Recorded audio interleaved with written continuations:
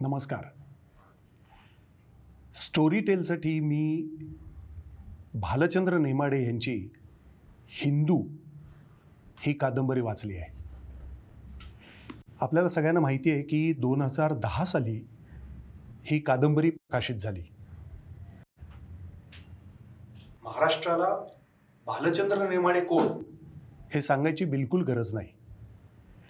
ज्ञानपीठ पारितोषिक विजेते, कोसलाकार आणि आता हिंदू आणि त्याच्यामध्ये आलेल्या बिडार, जरीला, झूल, हूल या महत्त्वाच्या कादंबऱ्या आणि देखणी सारखा काव्यसंग्रह आणि टीका स्वयंवर सारखे अतिशय महत्त्वाचं पुस्तक नेमाड्यांच्या नावावर आहे.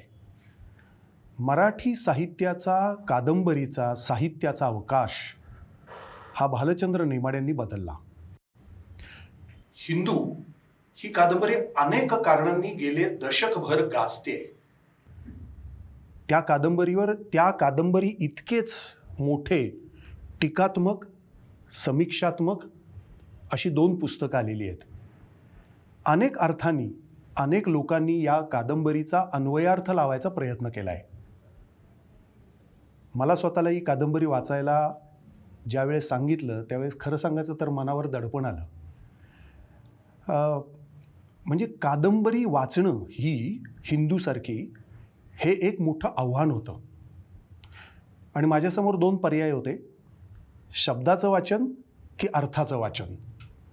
शब्दाचं वाचन बऱ्याच वेळा केलं जातं आणि त्या शब्द काय सांगतायत ते अर्थ आपल्याला लक्षात येत नाहीत. या कादंबरीचे जे अनेक विविध अर्थ आहेत हे समजावून घेताना खूप खरं सांगायचं तर 3 महिने फार मजा आली. कारण कादंबरीचा विस्तीर्ण अवकाश हा अनेक गोष्टींनी व्यापलेला आहे. मला ही कादंबरी वाचताना कमालीची मजा आली. ती मजा कशी आली हे मी हळूहळू सांगत जाईनच. आणि काही 4 तुकडे मी त्यातले मला आवडलेले हे इथे आपल्यासमोर एक वानगी दाखल सादर करणार आहे. हिंदू, जगण्याची समृद्ध अडगळ असं त्याचं उपशीर्षक आहे. कादंबरीचं पहिलं पान उलटलं की एक कविता येते. ती कविता अशी: या विश्वभानाच्या घोंगावत्या समुद्र फेसात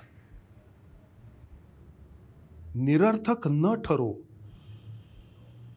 आपल्या आयुष्याचा सुरम्य सप्तरंगी बुडबुडा.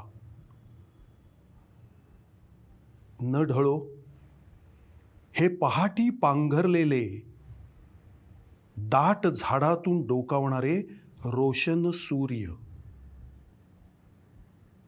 या खिन्न विनाश तत्वाच्या झपाट्यात दरवळो अकाली महामेघानं उठवलेली जमिनीतली उग्रगंधी धूळ. साचो घर भरून जगण्याची समृद्ध अडगळ. हिंदू. लेखक भालचंद्र नेमाडे. या कादंबरीत एकंदर 6 प्रकरणं आहेत. कादंबरीची सुरुवात अशी होते: कोण आहे?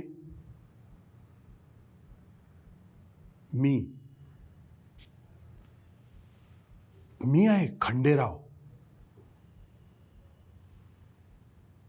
यावर स्तब्धता. मग मी विचारतो, तू कोण? तू आहेस खंडेराव. अंमळ चुळबुळ साता मी म्हणतो, म्हणजे तुलाच मी कोण असं विचारलं? म्हणजे स्वतःलाच मी कोण असं? मग तो कोण? मीच. आत्ता बरोबर. तरच आपल्याला काहीतरी सांगता येईल खंडेराव. मी, तू, तो एकच. ह्यावर सामसू. कित्येक शतकांची निशब्द. आणि खंडेराव फक्त गोष्ट सांगत जा राव. रामकृष्ण हरी.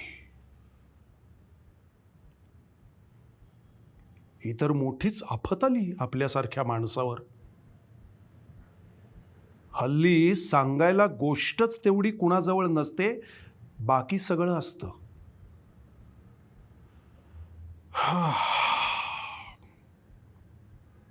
असं म्हणून मी वरच्या तंबूच्या कापडावरचे काळे पांढरे ठिपके पाहत पुन्हा झोपी जातो. पुन्हा दिसायला लागतो मी मोठ्या मेहनतीनं तयार केलेला सप्तसिंधू भूप्रदेशाचा नकाशा. आकाशातून खूप उंचीवरून अफगाणिस्तानातल्या शरयू नदीपासून राजस्थानातल्या सरस्वती नदीपर्यंतच्या या नव्या नकाशामुळेच माझं संशोधन सर्व चर्चित झालं. आमच्या युनेस्को मोहेंजोदडो 1963 प्रोजेक्टच्या पुरातत्वज्ञांनी हा सगळा प्रदेश उकरून ठेवलेला मला सिंधू नदीवर उतरताना दिसतो. सक्करखालच्या एका गच्च भरलेल्या सभागृहात शिरताच माझे गाईड सांखळिया सर मला लाल लंगोट नेसवून उघड्या अंगभर तेल चोळतात. भारतीय हिंदू प्रतिनिधी लेझीम ढोल वाजवत चर्चासत्राच्या मध्यभागी लाल मातीच्या आखाड्यात आणून बजरंग बली की जय असा जयशब्द करत नाचत निघून जातात. दंडातली बेडकोळी दाखवत मी व्यासपीठावर उभा आहे असं दिसतं. यानंतर रंभादी देवांगनांचं तऱ्हेतऱ्हेचे फेर धरून सारख्या अंतरावर ढबदार पावलं टाकत नाना तऱ्हेचे अंगविक्षेप व हावभाव वगैरे शारीर चापल्याची कमाल करून सोडणारं नयन मनोहर नृत्य झाल्यावर सर्वांनी आपापल्या माना डोलावून स्वतःच्या तोंडात बोटं घालून मोठी वाहवा केल्यानंतर अध्यक्ष महाराज तोंडावर बुरखा टाकून माझी ओळख करून देत आहेत. हे माझेच गाईड, एवढे थोर जगप्रसिद्ध पुरातत्वज्ञ अशी कशी ओळख करून देतात? येथे जमलेल्या देशोदेशींच्या रागिष्ट संस्कृतिष्ट, ओरिएंटलिस्ट, इजिप्तॉलॉजिस्ट, मानववंशशास्त्रज्ञ, भूवैज्ञानिक, प्राणीशास्त्रज्ञ, रसायनतज्ञ, इंजिनियर, मृत्पात्रज्ञ, छायाचित्रकार वगैरे मोठमोठे उंची पोशाख केलेल्या तरतऱ्हेच्या विद्वज्जन हो. आपले आजचे वक्ते येन केन पत्रिकेतून प्रसिद्ध झालेले पुरातत्वज्ञ मिस्टर खंडेराव विठ्ठल अजून PhD अटपे ना, परंतु आपल्या मनाला येईल तसा सिंधू लिपीचा अर्थ लावून दाखवणार आहेत. हे दक्षिण भारतातल्या पश्चिम किनाऱ्याजवळील उत्तर महाराष्ट्रातल्या पूर्व खानदेशात मोरगाव खेड्यात शेतकऱ्याच्या घरात जन्मले. एवढी ओळखही खूप झाली, किंवा म्हणा एवढीही ओळख खूप झाली. मिस्टर खंडेराव, सुरू करा तुमचा शोध निबंध.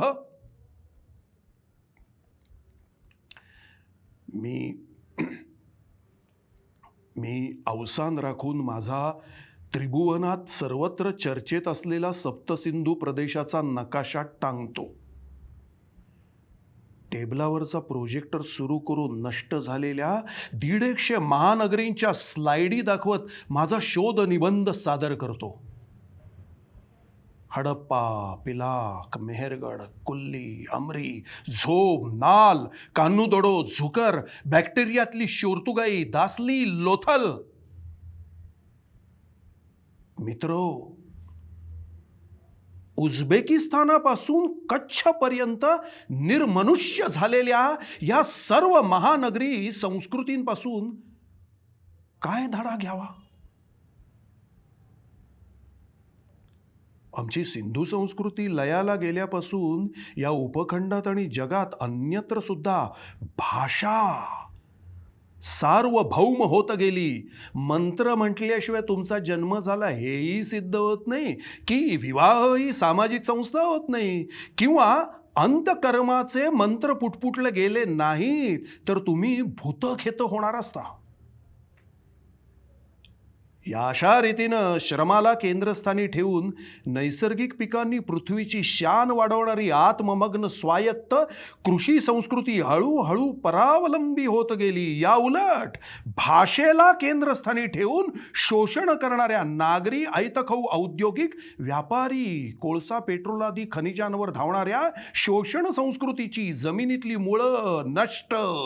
इलेक्ट्रॉनिक जागतिकीकरण, जगण्याचा कस, काय भंकस. एकदम गलबलाट. कोण हा?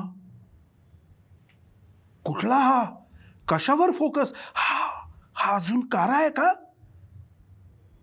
आमच्या डेक्कन कॉलेजातल्या प्रतिनिधींमधले ढवळे सर घाईघाईनं एका चिठ्ठीवर खरडून आणून देतात, मननाला घडाभर तेल.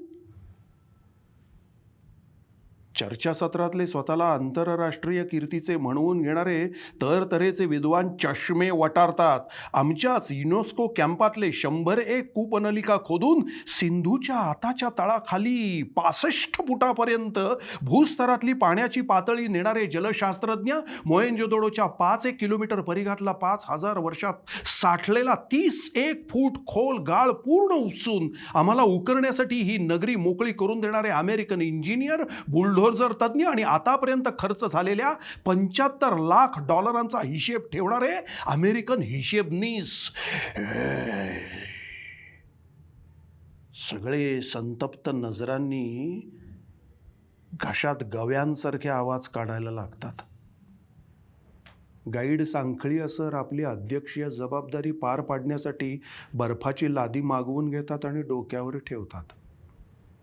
डॉक्टर जलील हे थोर पाकिस्तानी विचारवंत पुरातत्वज्ञ, जे आता अमेरिकन नागरिक झाले आहेत आणि ज्यांच्या नुसत्या शिफारशीवरून आमच्या या प्रकल्पासाठी अमेरिकेकडून स्वतंत्र विमानतळ जवळच लाडकाणा इथे करून दिलं, आणि जे माझा तंबू शेजारी जिगर दोस्त यारू यासिन अली याचे PhDचे गाईड आहेत, ते डॉक्टर जलील उभं राहून म्हणतात, खंडेराव जनाब, सबूत द्या, पुरावा द्या. सभागृहात स्तब्धता. आता खंडेरावची पुरातत्वज्ञ म्हणून कारकीर्द संपणार. आता पुन्हा खानदेशात मोरगावला जावं लागणार आणि याच्या हातात नांगर येणार. ही या कादंबरीची सुरुवात अतिशय नाट्यमय. जसजसं आपण वाचत जातो तसतसे त्यातले जागतिक संदर्भ आपल्याला थक्क करत राहतात. खंडेराव हा या कादंबरीचा नायक आहे. तो पुरातत्वज्ञ आहे.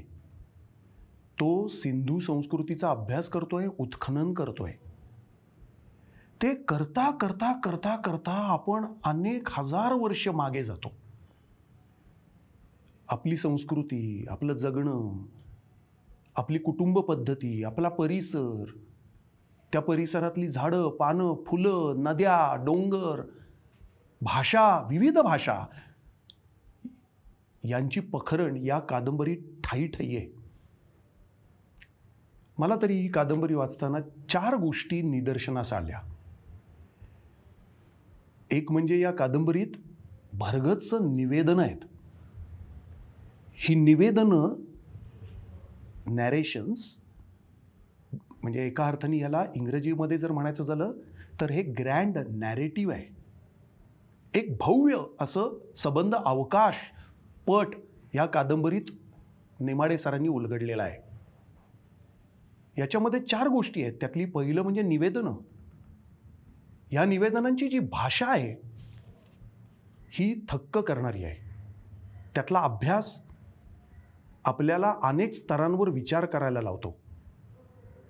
दुसऱ्या पातळीवर या कादंबरीमध्ये असंख्य गोष्टी आहेत, कथा आहेत, आणि त्या कथांमध्ये रसनिष्पत्ती हा फार महत्त्वाचा भाग आहे. कधी त्या कथा अत्यंत क्रौर्याने भरलेल्या आहेत, कधी उदासीनतेने भरलेल्या आहेत, कधी व्याकुळ आहेत, हुरहुर लावणाऱ्या आहेत. असंख्य प्रकारच्या कथा या कादंबरीत आहेत. तिसऱ्या पातळीवर या कादंबरीमध्ये संवाद आहेत. या संवादांमध्ये अनेक पात्र एकमेकांशी बोलतात. अनेक पात्र म्हणजे सिंधू संस्कृतीपासून प्रवास जो सुरू होतो आपल्या नायकाचा, खंडेरावाचा, त्याच्या या 4 ते 5 वर्षांमध्ये PhD साठी तो तिथे गेलेला आहे. आणि अचानक एका घटनेने त्याला परत यावं लागतं. ती घटना मी सांगणार नाही, कारण त्यामुळे कादंबरीची उत्सुकता बरकरार राहील आणि त्याला परत यावं लागतं.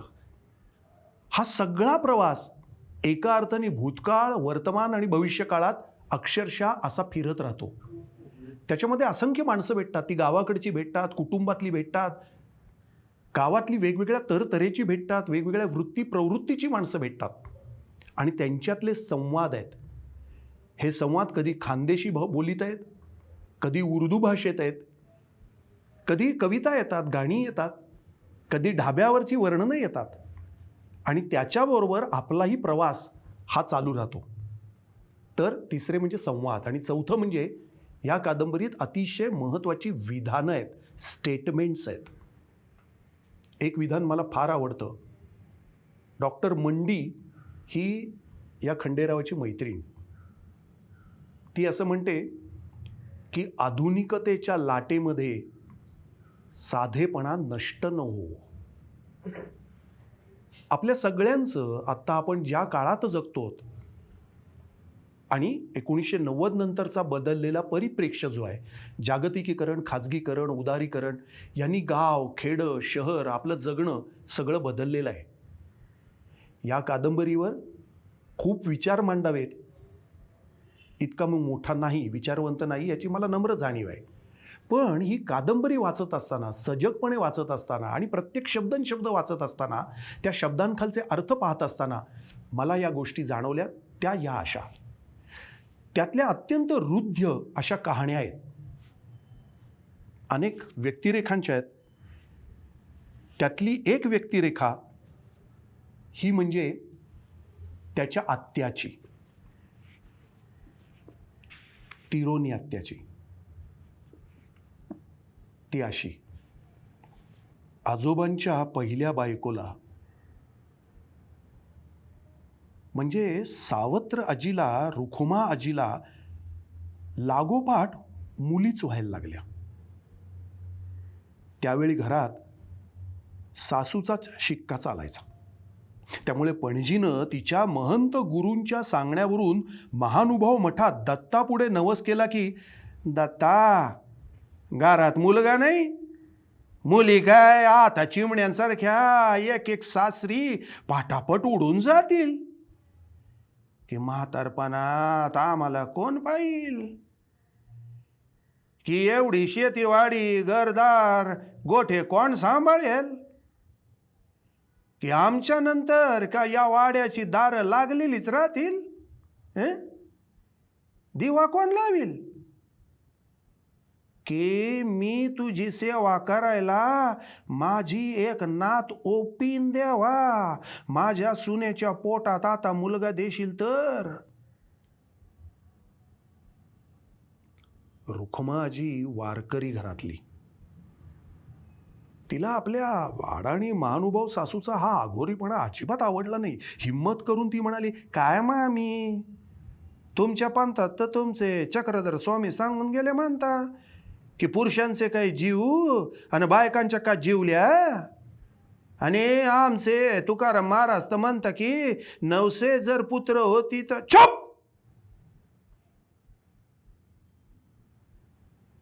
पणजीनं आपली वचकी सून अश्लील बोलते. नवऱ्याचं काम असं बोलावं का? आणि मी एवढा नवस केला, आमच्या पंथाचा, आमच्या दत्ताचा अपमान मी कशी सहन करू, असा धिंगाणा केला. रुक्माजी बिचारी आधीच 2 जिवल्यांची आई, तिला गप्प बसणं भाग पडलं. जुनाट पणजीचं ठीक होतं. नंतरच्या पालीच्या आजी आई ह्या सुद्धा लहानपणी बहिणींकडे बेपर्वा पाहून आम्हा दोघा भावांना मायेनं कोंभाळत म्हणायच्या, बोरी बाबळी काय कशाय वाढतातच व माय, आंबाच तर सांभाळावा लागतो. आणि हेही खरंच म्हणावं लागतं. आपल्या घरात सगळ्या आत्या बहिणी, आत्याच्या मुली भरा भरा भरा मोठ्या झाल्या, मुलगेच मरत गेले. वडील तेव्हा सतत आजारी. हुना काका 42च्या कटात मारला गेला. गेल्या वर्षी सोन्यासारखा मोठा भाऊ भावडू गेला. आता हा एकुलता एक खंडेराव तेवढा आंबा राहिलाय. आंबेराव एकमेव खांब सगळ्या घराचा खंबेराव. खंडेराव वंशाचा दिवा. आईनं एकदा मला पत्रात धांदलीत लिहिलं होतं, तू वंशाचा दावा आहेस. दिव्याऐवजी चुकून दावा म्हणजे दिव्यापेक्षाही भयंकर. ह्या रुक्माजीच्या दोन्ही मुली एकदमच देवीच्या साथीत गेल्या. एकाच दिवशी झावरीत दोघींना टाकून एकाच गोरमध्ये पुरायला नेलं तेव्हा रुक्माजी जगात कधी कोण रडलं नसेल इतकी मोठ्यानं रडली. यावेळी ती गरोदर होती आणि तिला 7 माशा रोगट मुलगा झाला. वर्षभरातच पुन्हा तिच्या पोटात चिंधू आत्या आली. खरं असं म्हणतात की मुलींचे लहान लहान मुडदे नेताना पाहून रुक्मा आजीनं जे अंथरूण धरलं तर पुन्हा बाळणपणाचं निमित्त होऊन मेली. तेव्हा तर पेरण्यांची घाई. त्यामुळे मोठ्या गडबडीतच ही दुसरी आजी पाठ लावून रातोरात आणली. ही आमची सख्खी सीता आजी फारच प्रेमळ, मोठ्या मनाची निघाली. तिनं तान्या चिंदुआत्याला पोटच्या पोरीसारखं सांभाळलं. बोळ्यानं दूध पाजून पाजून पेरण्यांची कामही सांभाळून तिला वाचवलं. सीताजीचं काय पुण्य तर तिला पुढच्या वर्षी पहिला मुलगाच झाला. म्हणजे आमचे वडील विठ्ठलराव, कर्तबगार पुढारी. हा दत्ताच्या नवसामुळेच झाला असं सगळीकडे झालं. आता मानल्याप्रमाणे बिचाऱ्या चिंदुआत्यालाच हे मोरगावचे सगळे देवाला देतील या भीतीनं तिच्या मामाकडच्या लोकांनी आधीच हरकत घेतली की वा रे वा, आमची वहीण गेली आता भाची बोरता, मुलगा तुमचा, फायदा तुमच्या दुसऱ्या बायकोला, इस्टेट्याला, आणि आमची भाची बिचारी निमाईची लेक चिंदी, तिला माठात जोगीण करता. अरे हॅट, कशाचा तुमचा देवमान भावड्या आणि कशाचा नवास. आणखी पक्की पाचर म्हणून त्यांनी एवढ्याशा 2-2.5 वर्षांच्या चिंदुआत्याची सगाई त्यांच्या नात्यातल्या धरणगावच्या देशमुखाच्या पोराशी पक्की पण करून टाकली. झालं, पोरीला कुंकू लागलं. आता देवाला ती चालणार नाही.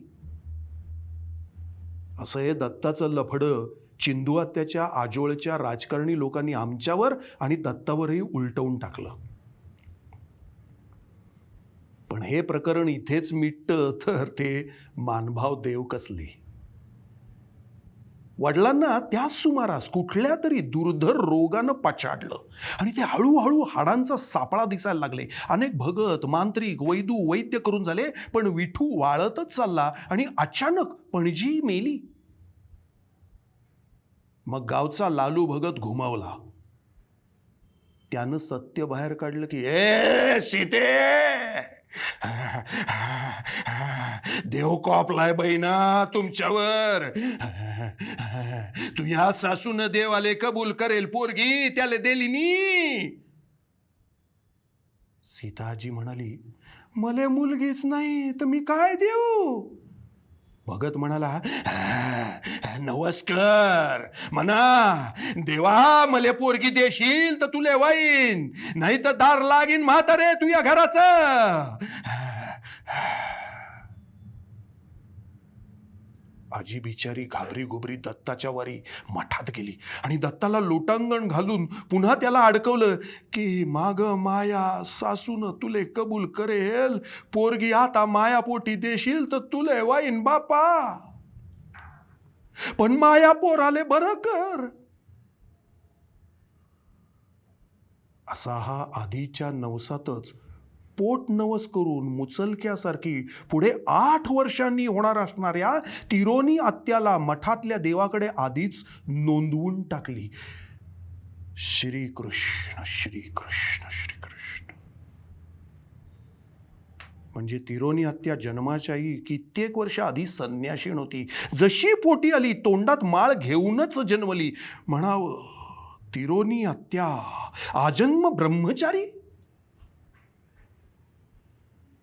जन्म पूर्व ब्रह्मचारी. देमती दैवे करावे ते केले, पुरुषे करावे ते ठेले. खरं तर आजपर्यंत हिंदू धर्मात मुलीसाठी कोणी नवस केलाय? हा ऐतिहासिक प्रकार आमच्या घरात घडला. ही नवसाची मुलगी म्हणून तिरोनीला जन्मापासून महत्त्वपण आलं. त्यातून तिचे दाट लांब केस त्रिवेणी नावासारखे.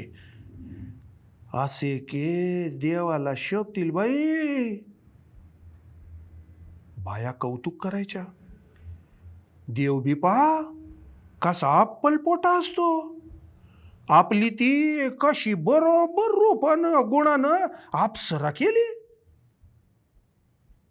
काही जण म्हणायचे, पोरीनं सोरनं जन्मताच वाचवलं उंड्याचं.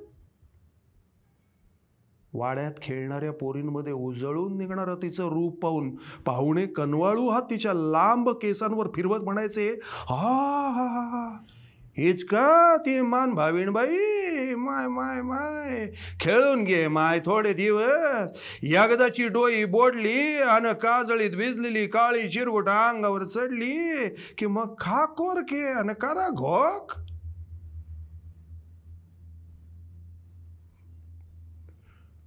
असं म्हटलं की अंगातली परकर चोळी जणू पेटेल अशी तिरोनी लाल लाल होऊन अंगणामध्ये हळूहळू परकी आसरा दिसायला लागायची. साध्वी तिरोनी आत्या जणू ती या जगातली नव्हतीच. बिचारी एकुलती एक लाडाची पोरगी, अजून लहान आहे. 5 वर्षांची तर आहे. 8 वर्षांची होऊ द्या, मग राहू द्या अजून वर्षभर. 12व्यापर्यंत काही न्हाण येत नाही, खेळू द्या. मग ते मठ आणि देवपूजा आणि भगवद्गीता आणि घोकांपट्टी आहेच. असं करत करत 14व्या वर्षी तिला दीक्षा द्यावीच लागली. खानदेशातले मोठे महंत सारंगधर जावळेबुवा यांचा मार्ग त्यावेळीस थेट काबूलपासून रिधपूरपर्यंत जाणारा आमच्या मोरगावावरून जात होता. त्यांची दीक्षा घ्यायची ठरली. हे जावळेबुवा लहानपणापासून लाहोरच्या पाठशाळेत मोठे पंडित झाले. देशातल्या 13ही आमनायात पंथाच्या आचार मालिकेवर त्यांच्या इतका अधिकारी संन्याशी नव्हता. त्यांना रावळपिंडीच्या भक्तानं सोन्याची मूठ असलेल्या छत्रचामर आणि चांदीची पालखी दिलेली होती. 2 वर्षात जावळेबुवा परत पंजाबात जाणार होते. तोपर्यंत आत्या इथेच मठात संस्कृत शिकणार होती. सगळे सांगतात आत्याचा दीक्षाविधी मोठ्या धूमधडाक्यात साजरा झाला. गावातल्या मांगांनी केलेला सनया सूर चौघड्यांचा मोठा वाजंत्री नाद अजून ऐकायला येतो. सबंध गावात वेस पंगत, वरणबट्टी, घरचं तूप. आजी आठवण सांगायची की एवढासा खंडू सारखा सारखा आत्याकडे धावतो. तिच्या पुढच्या रेशमासारख्या केसांचा ढीग स्पर्शाला धडपडतोय. आई ओढून ओढून दुसरीकडे नेते. आता तिरोनी नाही म्हणायचं. हिराईसा म्हण. तिरोनी आत्या आता हिराईसा झाली. पांढऱ्या शुभ्र डोक्यावर हळद तेल लावलेला, देवीसारखा मोठमोठ्या डोळ्यांचा तेजपुंज चेहरा. कसा जातो महानुभावांचा मार्ग? खांडवा, रतलाम, ग्वाल्हेर, मथुरा, जालंधर, लाहोर, पेशावर, काबूल.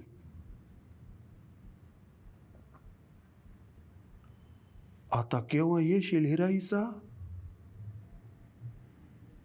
12 वर्षांनी. गावाबाहेर राहुट्या पडल्या. निघायची वेळ झाली. अरे, आता आपली आत्या संन्याशीन झाली आहे खंडू. नाही जायचं आत. स्वदेश संबंधू त्याज्य, संबंधियांचा संबंधू तो विशेषतः त्याज्य. उंच आंब्याच्या झाडावर हुश हुश करत मी चढून बसतो. लहान लहान गाठोड्या बाचकी झोळ्या खांद्यावर टाकून राखी कुडत्यांमधले संन्याशी, लाल कपड्यांमधले महंत, काळ्या चिरगुटांनी पूर्ण अंग, डोक्याचे गोटे, कपाळ, मान लपेटून चेहरा जेमतेम दिसेल अशा संन्याशिणींमध्ये आत्या कुठे दिसतेय का म्हणून मी धडपडून फांदीवर पुढे सरकतो. ओळखली, तिरोनी आत्या. ती सगळ्या संन्याशिणींमध्ये सारखी मागे वळून वळून पाहणारी लहान कुरी, तुरु तुरु चालणारी आमची आत्या. हा शेवट. गेली 20 वर्ष मी हेच दृश्य पाहत फांदीला लटकून आहे. नंतर वर्षभरातच उपखंड हादरवून टाकणाऱ्या घटना घडल्या. कुठे आमचं सातपुड्यातलं लहानसं मोरगाव, तिथे सुद्धा तडा गेली. सारंगधर बाबांचा मार्ग पेशावरकडे कुठेतरी चालला असताना इकडे देशाची फाळणी झाली. हाहाकार. बिचारी तिरोनी आत्या तिकडेच अडकली. बिचारी. जरब बसेल असा कपाळापर्यंत काळा पदर पांघरलेला गुरुआईचा तेजपुंज चेहरा समोर आल्याबरोबर मी दचकतो. खंडू, अरे बिचारी बिचारी काय लावलंयस मगापासून? एवढा शिकलास गेली 20 वर्ष, एवढी तुला शंका असू नये की आपणच एक चूक करत असू? ती म्हणजे आपण विचारच चुकीचा करत असू. अरे रे रे, काय तू या इंग्रजी शिक्षणाचा उपयोग? एवढा PhD होतोयस आणि एवढं तुला समजू नये की श्रद्धेमुळे तर या आयुष्याला अर्थ आलाय, बळ आलंय. करोडो लोक कष्ट करून जगत असतात ते या श्रद्धेमुळे. शांतपणे गरिबी, व्याधी, जरा, मृत्यू सहन करतात ते या श्रद्धेमुळे. बिचारी बिचारी म्हणणं बंद कर. संबंध जगातल्या सगळ्या संसार करणाऱ्या बायका बिचाऱ्या का नाहीत? आपल्या घरातल्या बाकीच्या बायका का बिचाऱ्या नाहीत? सिंधू मावशी, तिची सुधी बिचारी नाही? आत्याचं काय, बायडीचं काय, आणि सोना वहिनीचं काय, लाडकीचं काय? जा जा खंडू जा. आपण विचार कसा करतो याचा विचार करायला शिक. तेवढंच खरं शिकण्यासारखं असतं. जे थौनी सुरुवात होती तेथची प्रतिकूळ करावे ऐशी बुद्धी उपजे, अशी एक विद्या आमच्या गोसाव्यानं सांगितली आहे. अज्ञानी अन्यथा ज्ञान, अन्यथा ज्ञानी ज्ञान, निद्रा स्वप्न, स्वप्नी आत्मज्ञान. कवणी एकी तिरोनी असे. आंब्याच्या झाडावरून हातात मोडलेली फांदी सांभाळून 20 वर्ष कोसळत कोसळत मी डोक्यावर आदळतो.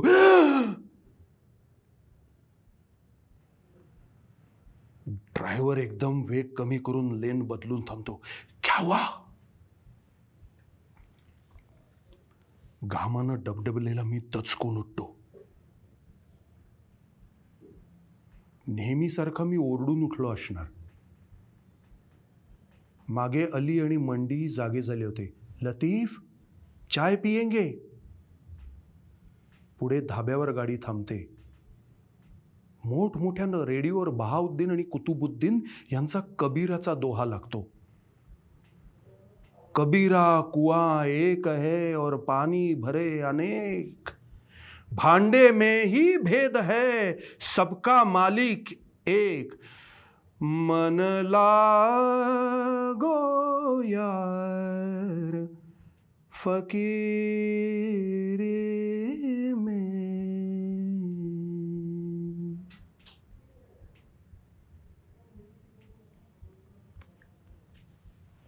हिंदू कादंबरीत अशा असंख्य गोष्टी आहेत, कथा आहेत, कहाण्या आहेत, वाक्प्रचार आहेत, सुभाषित आहेत आणि मराठी भाषेचा एक प्रचंड मोठा पट या कादंबरीत आहे.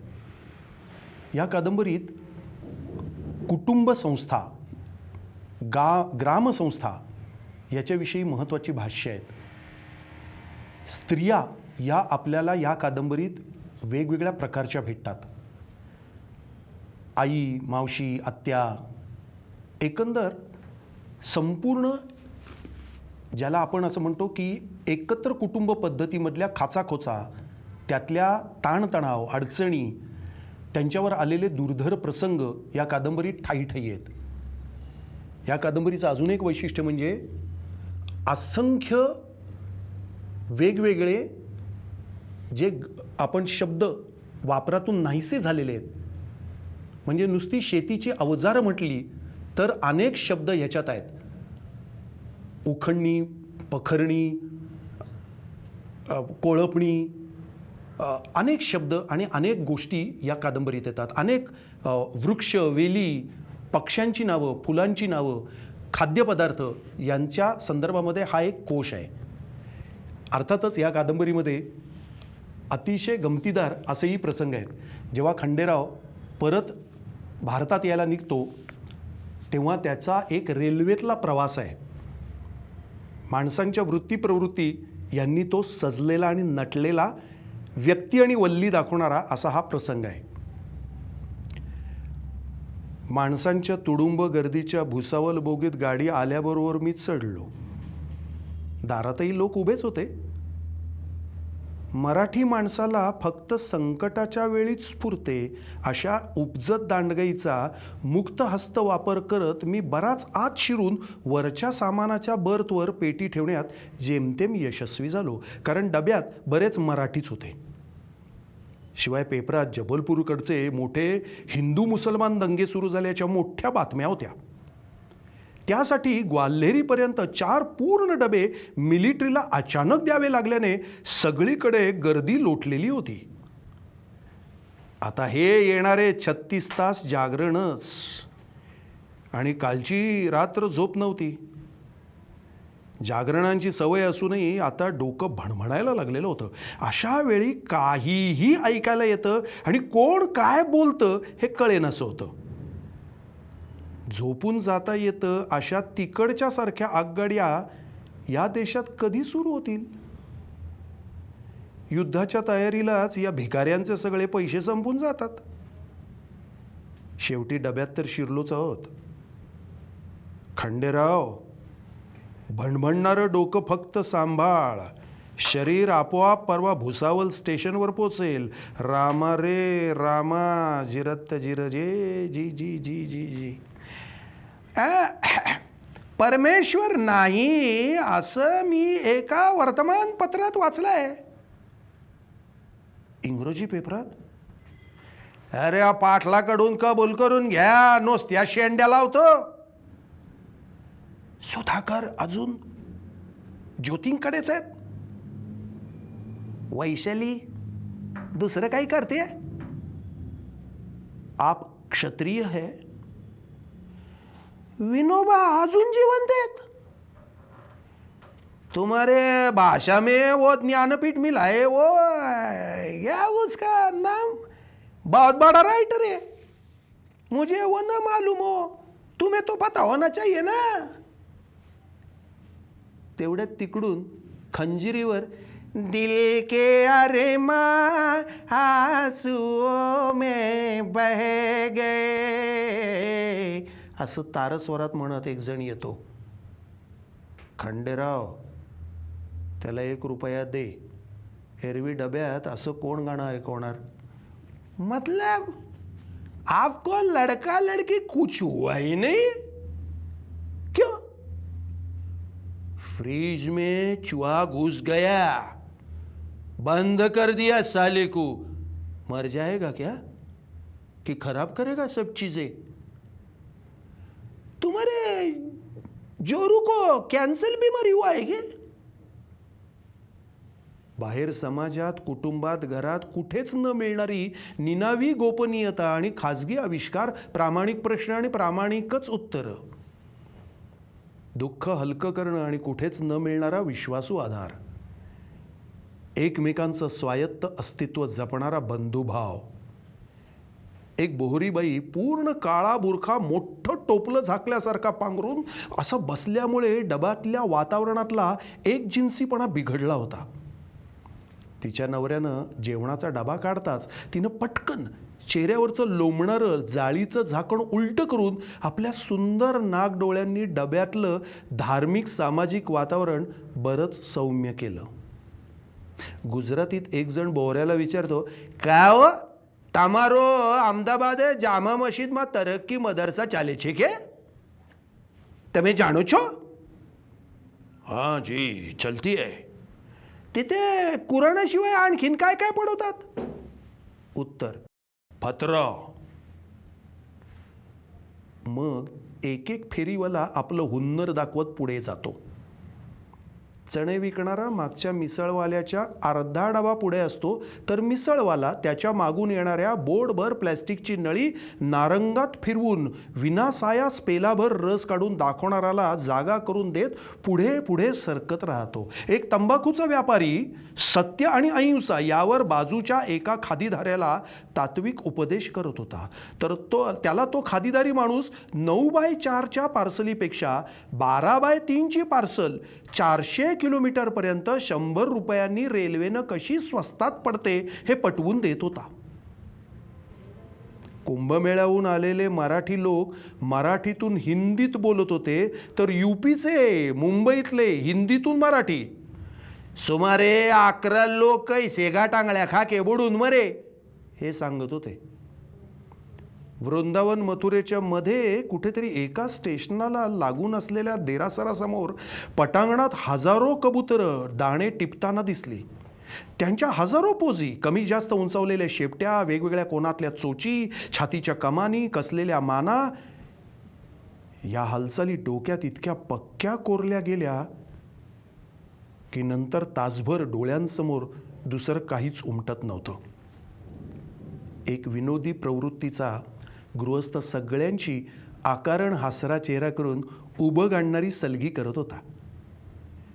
नेहमीचा हा सद्गुण प्रवासात दुर्गुण ठरतो हे त्याला माहीत नसावं. खूप उद्गार वाचक टाकणाऱ्या ललित गद्याच्या लेखकासारखा. हा तो गाडीचा प्रवास, आणि त्या प्रवासामध्ये तुमच्या समोर एक संस्कृतीचा पट सामोरा येतो. माणसं दिसतात आणि वेगवेगळ्या भाषा आणि त्यांचे लहेजे आपल्या कानावर येतात. अशीच एक गंमत आहे, ती त्यांच्या घरातली आहे. नेमाड्यांनी अतिशय कोरडे ओढलेले आहेत. हे कोरडे त्यांनी जाती व्यवस्थेवर, धर्माच्या संदर्भातल्या अनेक गोष्टींवर, रूढी परंपरांवर तर आहेतच, पण हे करत असताना त्यांनी काही परंपरा ह्या आपल्या कुठल्या आहेत त्याचाही शोध घेण्याचा त्यांनी प्रयत्न केला आहे.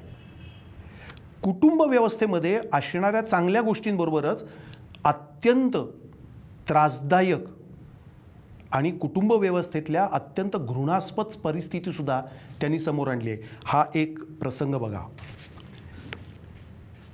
खंडेरावला बहिणी आहेत आणि या बहिणींचे नवरे त्यांच्याकडे दरवर्षी मोरगावात येतात. हा प्रसंग आहे. या तिघा मेहुण्यांमध्ये सुद्धा फार साम्य नाही. मोरगावच्या हिल स्टेशनवर येऊन महिने महिने राहणं आणि पोटाला तडस लागेल इतकं खाणं सोडलं तर काळजीपूर्वक पाहणाऱ्याला आणखीन एक साम्य यांच्या चेहऱ्यांमध्ये दिसू शकेल. भरपूर हुंडा आणि सासूरवाडीहून फुकटात मिळेल ते लाटणं, नवनवी पक्वान्न बहिणींच्या तर्फे सुचवून चापून जेवणं आणि झोपा काढणं. तिकडे बिचारी सोनावहिनी खपतेच आहे. आई आम्हाला पिटाळून गावात कुणाकडे काय खायला मिळेल हे यांच्याकरता आणून टाकतच असते. भोईवाडूतून काकड्या, खरबुजं, टरबुजं, कुठून जांभळं, आंबे. मध्येच वकील साहेब जांभया देत म्हणतात, कझागस्थान पचलं नाही अजून जेवणाचं सकाळचं. बीजाला ते विनोदानं कझागस्थान संबोधतात. धाकटे मेवणे तिला अक्कड सासू म्हणतात. सरबत आधी येऊ द्या वहिनी, लिंब आहेत का? हा कडक हुकूमच असतो. पुरणपोळ्यांचं उद्या वाटू, गाठ साहेबांना मांडे खावेसे वाटते. सोना परवा पहाटे 4 वाजता गहू भिजवून मुरू दे आणि दुपारी दळून चाळून ठेव. ते उंडे मुरू देऊ की रात्री मांडे करता येतील? वहिनी आताच भजीच तळ गरम गरम की पातवड्या सांगू?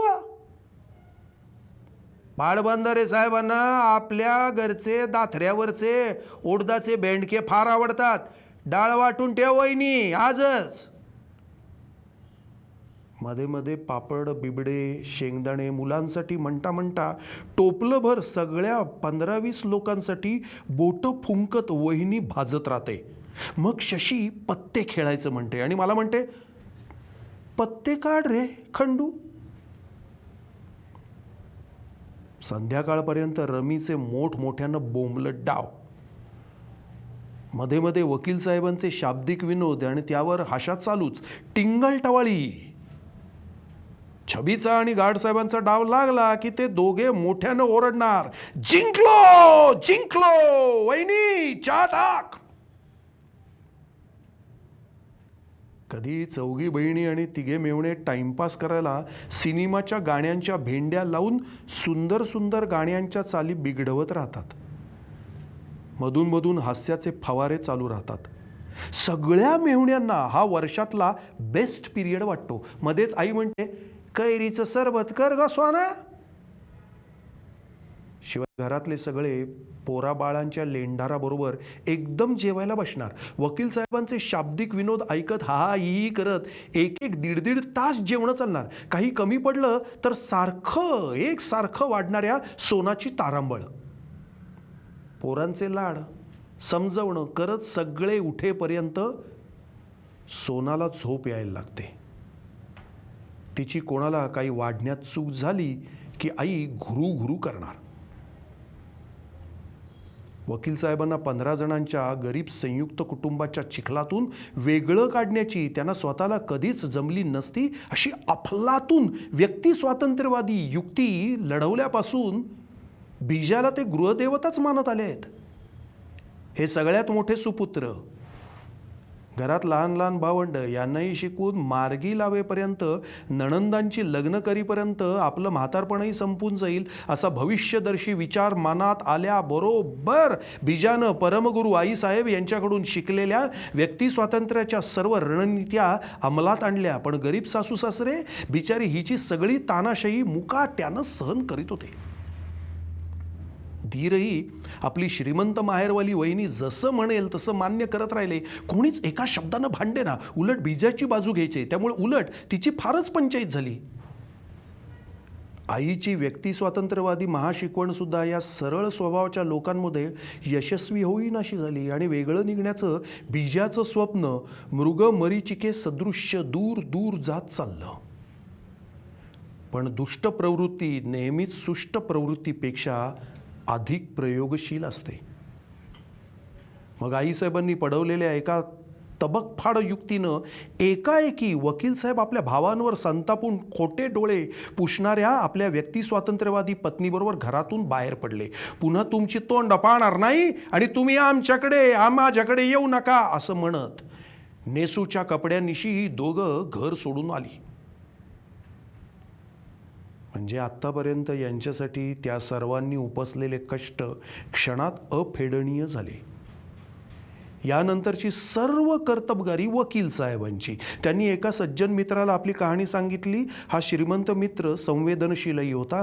कीव म्हणून का मदत म्हणून या घरातून बाहेर काढलेल्या दाम्पत्याची दुसरी व्यवस्था होईपर्यंत आपलं नव्यानंच बांधलेलं घर या मित्रानं त्यांना फुकट राहायला दिलं. नागपूरहून आपली इथे बदली होईपर्यंत खुशाल राहा असा उदार आश्रय देऊन गेलेल्या या मित्राच्या बँकेतल्या खात्यात तो नको नको म्हणत असताना दरमहा 25 रुपये घर भाड्याचे म्हणून वकील साहेब भरत राहिले. कारण यांना भाडेकरू कायदा उत्तम माहीत होता. पुढे 3 वर्षांनी मित्राची बदली झाल्यावर यांनी घर सोडायला नकार दिला. मित्राला चांगलंच रडकुंडीला आणलं. यांच्याच शाब्दिक विनोदात सांगायचं झालं तर 9 केम टू हिज नोज हो हो हो हो असं मोठ्यानं हसून तीही गोष्ट सांगतात. बीजाही खिदळते. मग माझ्याकडे दुर्लक्ष करून हा विषय बंद व्हावा म्हणून ते बीजाला म्हणतात, कझागस्तान भूक लागली आहे, वॉट खायला आहे फ्रेश फ्रेश.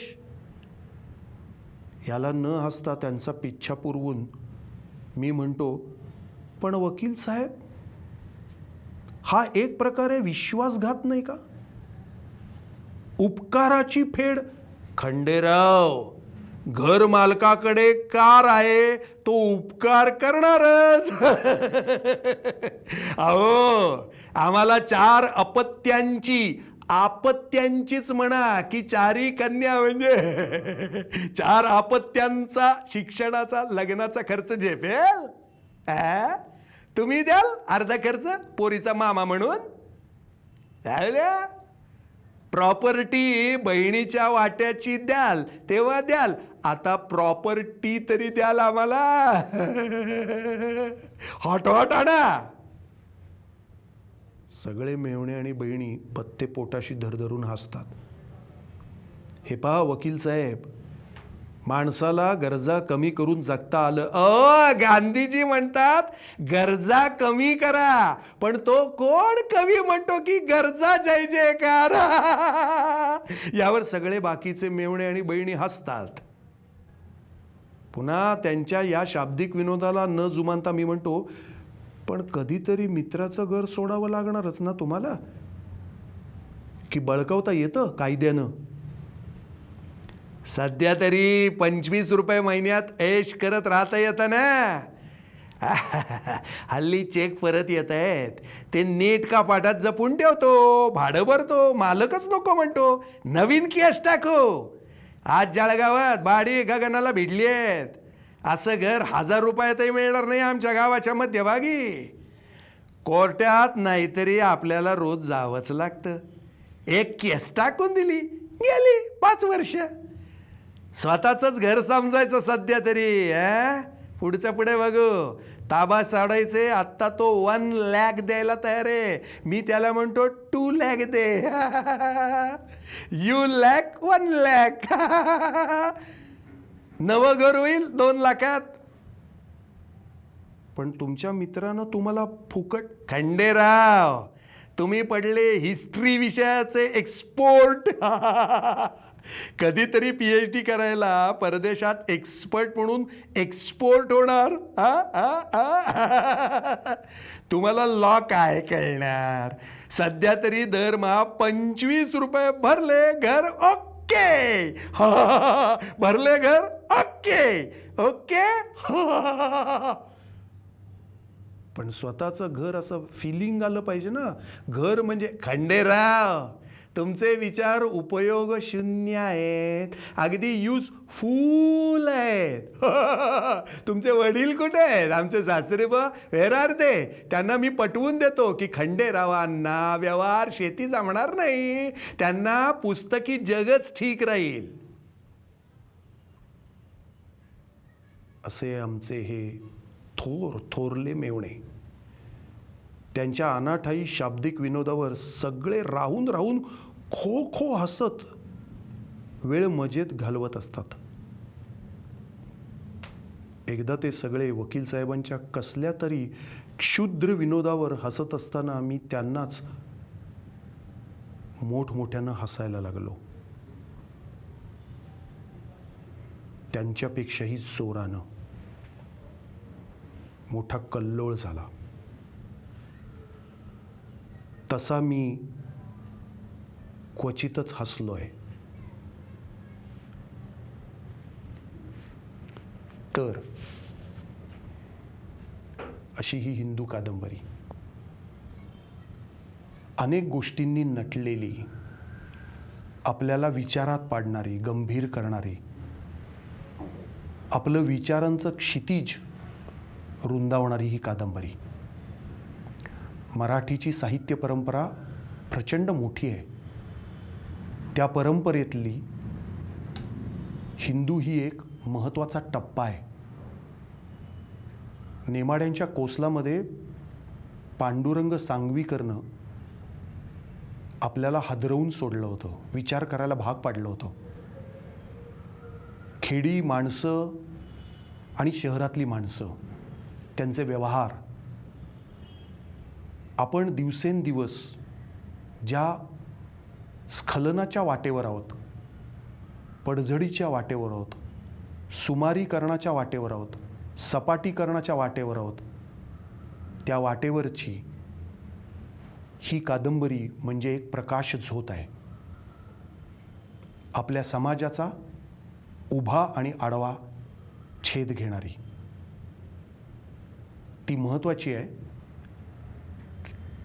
त्यातल्या अनेक गोष्टी ह्या आपल्याला आपल्या जगण्यासाठी अंतर्मुख करतात. म्हणूनच त्याचं नाव आहे हिंदू आणि उपशीर्षक आहे जगण्याची समृद्ध अडगळ.